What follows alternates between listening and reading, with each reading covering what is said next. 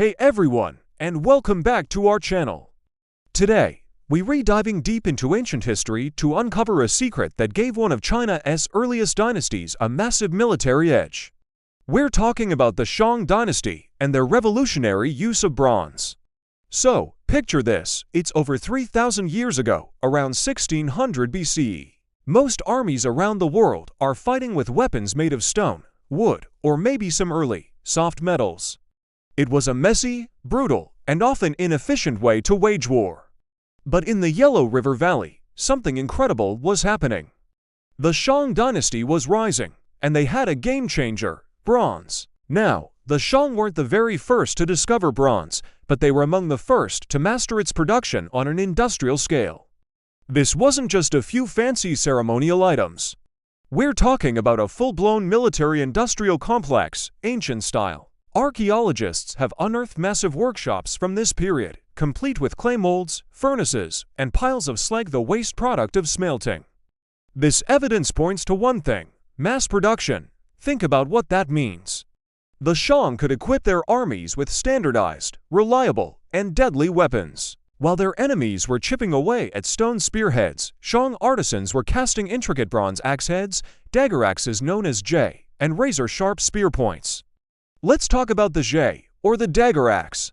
This was the signature weapon of the Shang warrior. It was essentially a bronze dagger blade mounted perpendicularly on a long wooden pole. Imagine the power of this weapon in the hands of a chariot-riding soldier. They could swing it, hacking and hooking at enemy infantry, creating chaos and breaking formations. It was a terrifyingly effective piece of military technology, far superior to anything their rivals had. The jade was so successful, its design would continue to be used in China for over 1,000 years. But it wasn't just about offensive weapons. Bronze was also crucial for defense.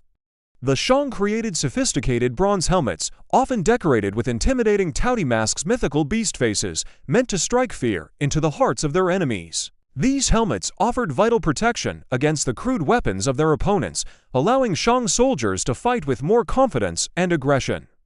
So, how did they pull this off? It all came down to resources and organization. The Shang state controlled the key ingredients for bronze, copper, and tin.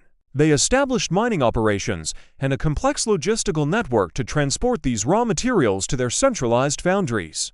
This level of state control and organization was unprecedented for its time and was the engine behind their military might. Skilled artisans, probably a highly respected class in Shang society, worked in these foundries, passing down their secret techniques through generations. The impact was profound.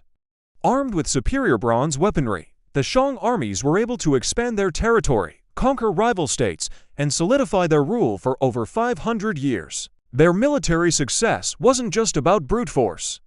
It was a direct result of technological innovation and sophisticated production. The gleaming bronze weapons of the Shang weren't just tools of war.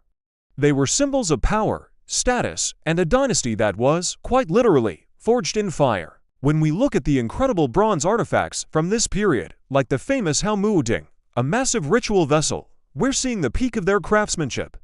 But it's the thousands of weapons, from axe heads to arrowheads, that truly tell the story of their military dominance. They show us that long before the age of steel and gunpowder, the mastery of metal could determine the fate of empires.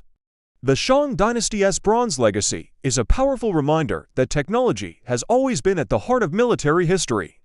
What do you think? It's amazing how advanced they were, right? Let me know your thoughts in the comments below.